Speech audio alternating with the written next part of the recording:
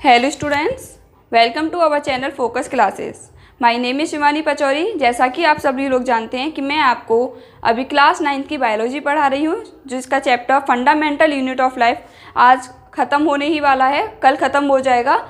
मैं इसके 2 टॉपिक बचे हैं, प्लास्टिड और सेकेंड माइटोकॉन्ड्रिया। मैंने आपको बताया था प्लास्टिड में जो सेल वॉल होते सेल ऑर्गेनल, प्लास्टिड जो सेल ऑर्गेनल है वो कैसा है, डबल मेम्ब्रेन बाउंड है। और मैंने आपको ये बताया था कि कुछ सेल ऑर्गेनल्स जो होते हैं वो सिंगल मेम्ब्रेन बाउंड होते हैं और कुछ जो होते हैं वो डबल मेम्ब्रेन होते हैं। तो सिंगल मेम्ब्रेन को रिवाइज करते हुए कौन कौन से थे single membrane? Endoplasmic reticulum, second था आपका गोल्जी एपरेटस, थर्ड था आपका वॉक्यूल एंड फोर्थ था लाइसोसोम। आज आते हैं डबल मेम्ब्रेन बाउंड, स्टार्ट करते हैं। डबल मेम्ब्रेन बाउंड में फर्स्ट है प्लास्टिड एंड सेकेंड है आपका माइटोकॉन्ड्रिया। तो हम आज प्लास्टिड स्टार्ट करने जा रहे हैं। तो टर्म प्लास्टिड जो दी थी वो हैकल नाम के साइंटिस्ट ने दी थी इन 1886 में। Term plastid given by Haeckel in 1866। And next point is plastids are present in maximum cells. जो प्लास्टिड्स होते हैं वो मैक्सिमम सेल्स में प्रेजेंट होते हैं। और इसके बाद थर्ड पॉइंट जो आपको लिखना है वो लिखना है plastids are double membrane bound structure, जो कि इन पॉइंट्स में मैंने नहीं लिख पाई हूँ।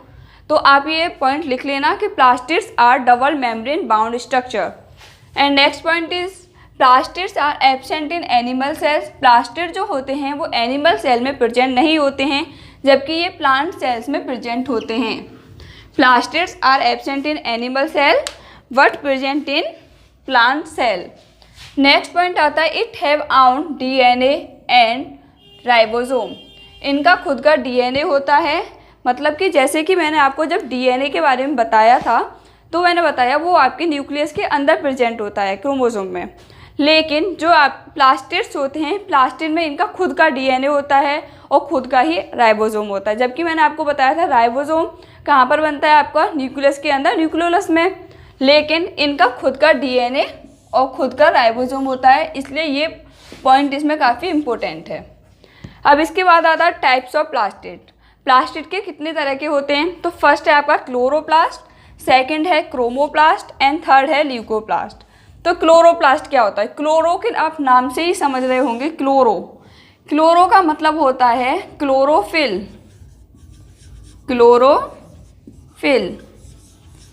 तो वो प्लास्टिड जिनमें क्लोरोफिल प्रेजेंट हो उन्हें बोलते हैं हम chloroplast.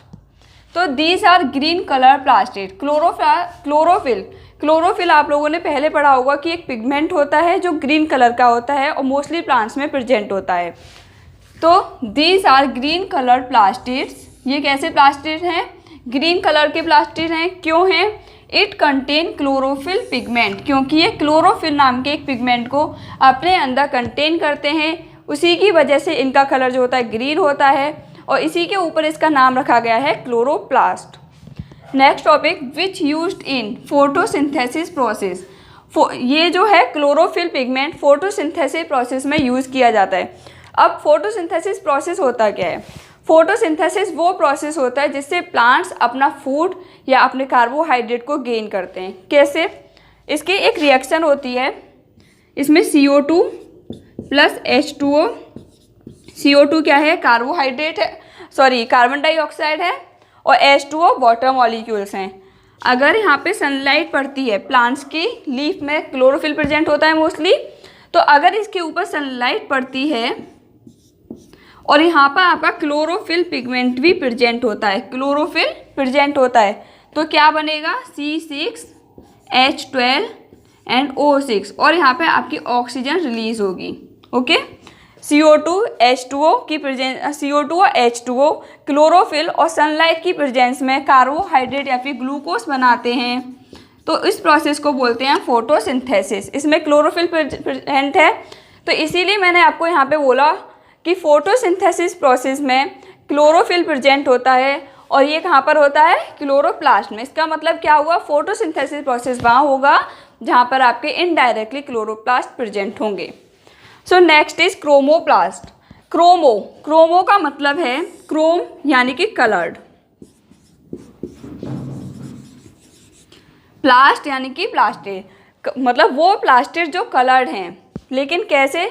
These are colour plastid other than green colour. ये कलर तो होंगे लेकिन इनमें ग्रीन कलर प्रेजेंट नहीं होगा। अब आप बोलेंगे कि मैम ये तो कलर तो ग्रीन भी है, लेकिन उसे हमने क्लोरोप्लास्ट नहीं बोला, क्रोमोप्लास्ट नहीं बोला था, इसीलिए यहाँ पे लिखा है ये वो कलर्स को ऑब्टेन करते हैं या फिर ये वो प्लास्टिड्स होते हैं जिनके अंदर अदर कलर प्रेजेंट होते हैं, लेकिन इसमें ग्रीन कलर प्रेजेंट नहीं होता। Other than green colours are present in chromoplast. They contain carotenoid pigment. जैसे कि मैंने आपको बताया जो क्लोरोप्लास्ट होते हैं वो क्लोरोफिल पिगमेंट को कंटेन करते हैं, इसी तरह से जो क्रोमोप्लास्ट होते हैं वो कैरोटीनॉइड पिगमेंट्स को ऑब्टेन करते हैं या कंटेन करते हैं। दे अकर इन फ्रूट्स। ये कहाँ होंगे? फ्रूट में होंगे, फ्लावर्स में होंगे एंड रूट में होंगे।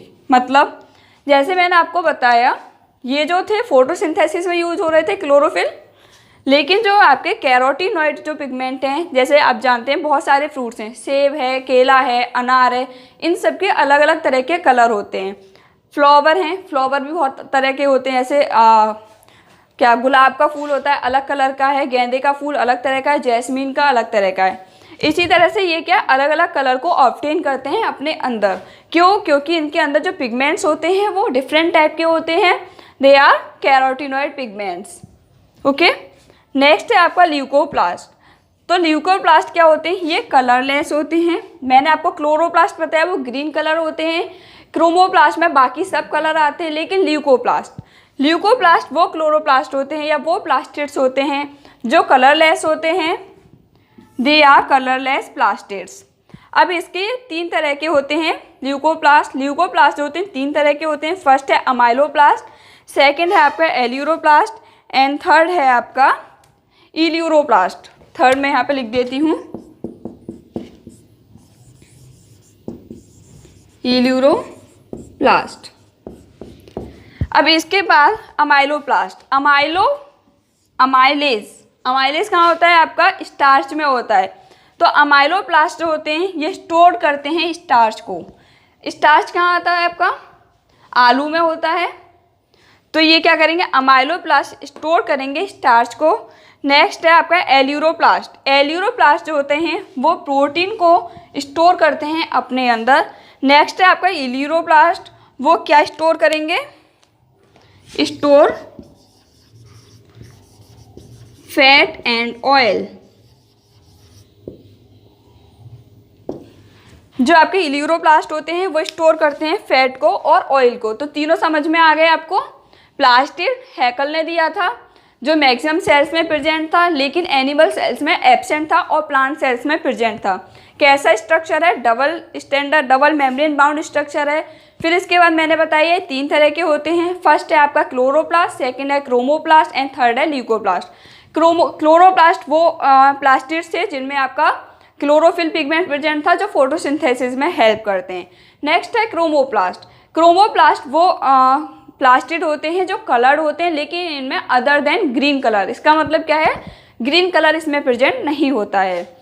ये किस में प्रेजेंट होते हैं? आपके कैरोटीनॉइड पिगमेंट्स में प्रेजेंट होते हैं। जो मतलब ये वो प्लास्टिड होते हैं जो कैरोटीनॉइड पिगमेंट को अपने अंदर कंटेन करते हैं। एग्जाम्पल इसके क्या है? Flower, fruits. नेक्स्ट है आपका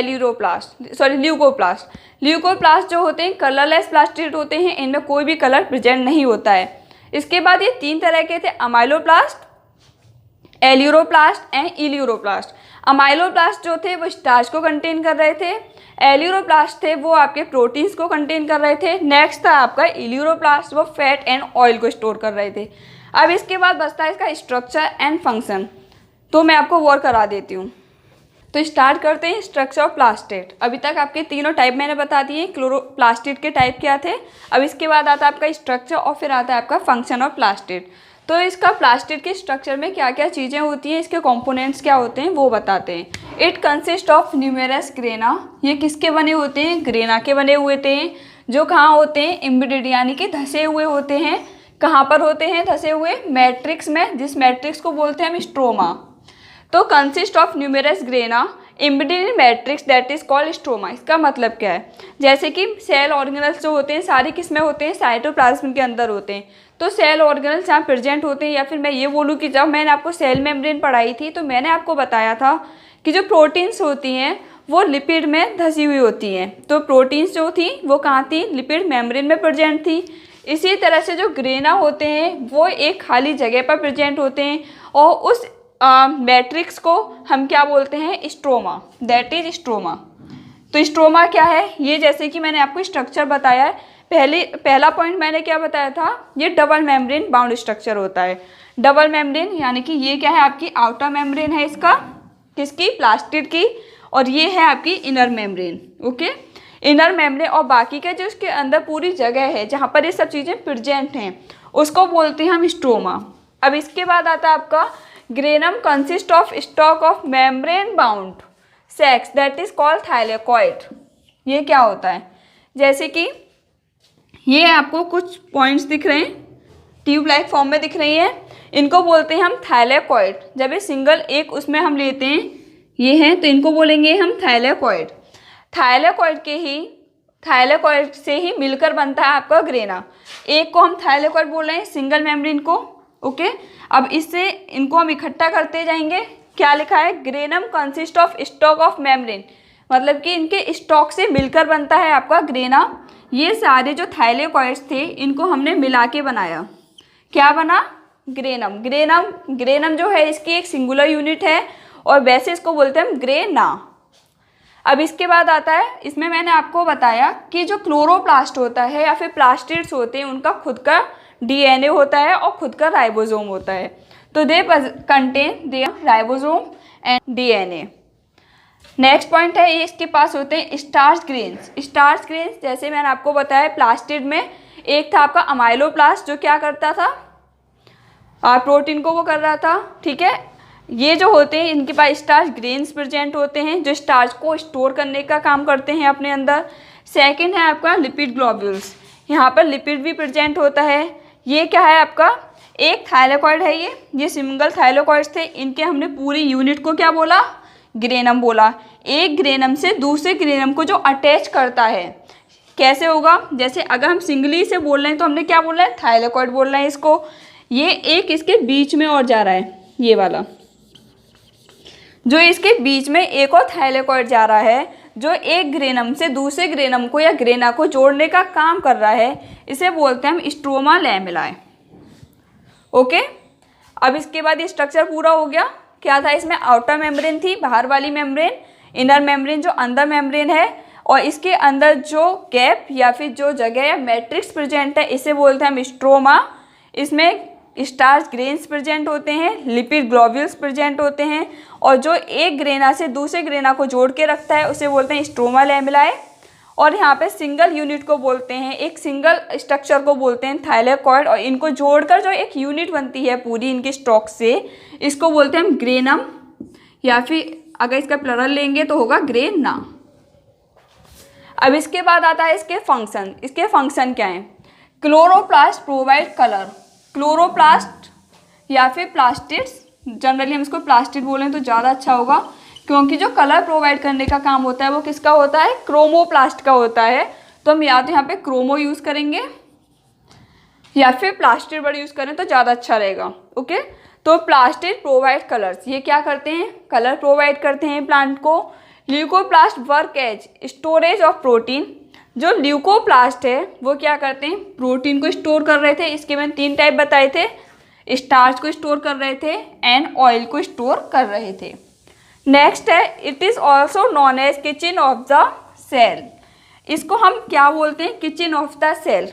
क्यों बोला हमने ये वर्ड, मैंने जब आपको अभी पहले वर्ड बताया था फोटोसिंथेसिस। फोटोसिंथेसिस में फूड क्या कर रहे थे, अपना खाना बना रहे थे। कैसे बना रहे थे, कार्बोहाइड्रेट और वाटर। किसके, कार्बोहाइड्रेट और वाटर है प्लांट्स के पास प्रेजेंट होता है। अब उनके पास उनको चाहिए पिगमेंट्स। पिगमेंट कहाँ प्रेजेंट होंगे, प्लास्टिड्स में प्रेजेंट होंगे। कौन से पिगमेंट चाहिए खाना बनाने के लिए, क्लोरोफिल पिगमेंट चाहिए। अब उनके पास जब सनलाइट पड़ती है उन पर तो वो अपना खुद का खाना बनाते हैं, जो क्या हो सकता है, कोई भी कार्बोहाइड्रेट हो सकता है या ग्लूकोज हो सकता है। तो खाना जो बना किसकी उसमें बना, प्लास्टिड के अंदर बन रहा है, क्योंकि फोटोसिंथेसिस कहाँ हो रहा है, प्लास्टिड के अंदर या क्लोरोप्लास्ट के अंदर हो रहा है, क्योंकि वहीं इसका पिगमेंट प्रेजेंट है। जहाँ इसका पिगमेंट प्रेजेंट होगा वहीं तो खाना बनेगा। जैसे कि हमारे घर में खाना कहाँ बनता है, जहाँ हमारी किचन में गैस रखी होती है, जहाँ गैस रखी है वहीं खाना बनना है, रूम में तो खाना नहीं बनेगा क्योंकि गैस हमारी किचन में है। तो मोस्ट इम्पोर्टेंट यहाँ पे क्या है, गैस का होना।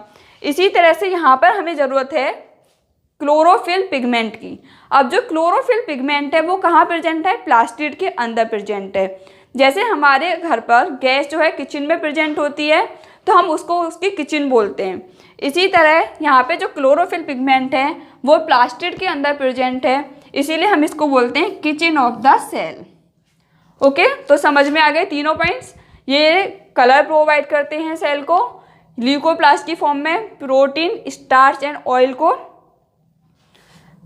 स्टोरेज करने का काम करते हैं। नेक्स्ट है ये किचन ऑफ द सेल कहते हैं, क्योंकि इन्हीं के अंदर पूरा इनका खाना बनता है। कार्बोहाइड्रेट हो या फिर जो भी प्लांट्स का स्टोरेज फूड मटेरियल होता है वो प्लास्टिड में ही होता है। ओके, तो आज आपका प्लास्टिड कंप्लीट होता है। अब कल नेक्स्ट टॉपिक होगा, जो भी लास्ट टॉपिक होगा इस चैप्टर का, वो होगा माइटोकॉन्ड्रिया। ओके, तो कल आइए माइटोकॉन्ड्रिया करते हैं। आज के लिए इतना ही काफ़ी है।